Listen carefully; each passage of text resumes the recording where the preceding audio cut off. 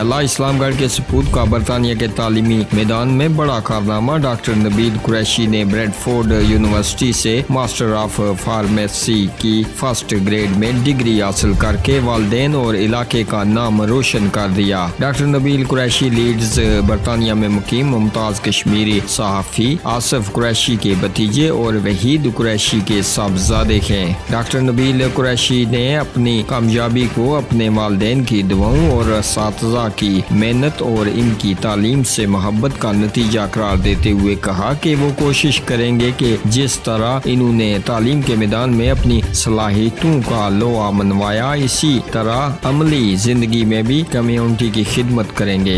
इनकी कामयाबी इनके वालिदैन की दुआओं का नतीजा है। इनकी कामयाबी पर बरतानिया के सीनियर कश्मीरी नसाद सहाफ़ी आसिफ कुरैशी ने इन्हें मुबारकबाद पेश करते हुए कहा कि डॉक्टर नबील कुरैशी ने खानदान और इलाके का नाम रोशन किया है। इनकी कामयाबी पर दुआ गो है कि अल्लाह ताला इन्हें जिंदगी में मजीद कामयाबियाँ दे।